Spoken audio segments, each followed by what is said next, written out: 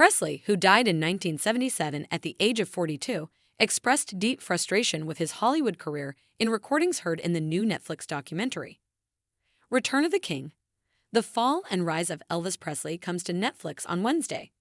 The film explores the story behind Presley's now iconic 1968 comeback special, Elvis.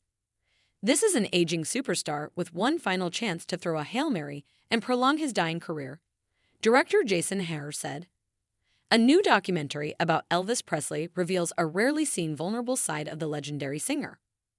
Return of the King, The Fall and Rise of Elvis Presley, which premieres on Netflix on Wednesday, November 13, explores the story behind Presley's now iconic 1968 comeback special, Elvis. The special, which aired on NBC, is widely credited with breathing new life into the star's music career after many critics believed it to be over. In a clip from the documentary by director Jason Hehir shared with People ahead of the film's release, the king of rock and roll, who died in 1977 at the age of 42 and starred in over 30 Hollywood movies, can be heard describing a period of immense creative and personal dissatisfaction during a string of on-screen flops. "Hollywood's image of me was wrong, and I knew it, and I couldn't do anything about it," he said, adding, "I didn't know what to do.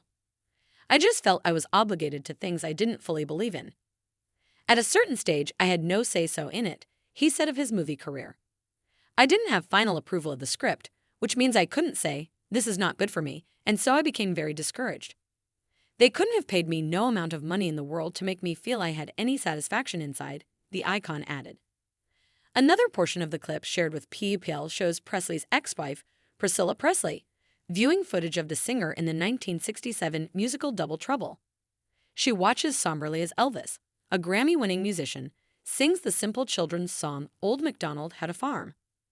"That to me is a crime," the Naked Gun actress, 79, says while watching the scene. "It is a crime. To put him in that situation and sing that song. It made him a laughingstock, and he knew it."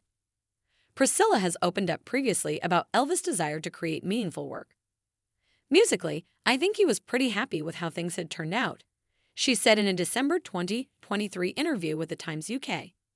"He loved knowing that his music meant something to people. I remember sitting with him at Graceland listening to some of the songs he was recording," she continued, "and I asked him why he sang so many ballads. He answered me straight away, because those songs touch the heart. Life's truth is in those songs." He was right. Return of the King, The Fall and Rise of Elvis Presley also features interviews with Bruce Springsteen, Baz Luhrmann, Conan O'Brien, and others. "I've always been captivated by stories that humanize iconic figures, and Elvis may be the most iconic of all. He was a cultural lightning rod in the 1950s, but by the mid-60s he was culturally irrelevant. As a fan, I've always wondered why he didn't do more to satisfy his musical ambitions, and as a filmmaker, I've always wondered how much it hurt Elvis the human to see Elvis the icon fade into obscurity," director Hehir told People. "I originally pitched this film as a sports movie. This is an aging superstar with one final chance to throw a Hail Mary and prolong his dying career. If he fails, he's finished. If he succeeds, he continues on." Not only did he succeed, he delivered one of the most indelible performances in music history. This is the story of a stunning triumph amidst overwhelming adversity.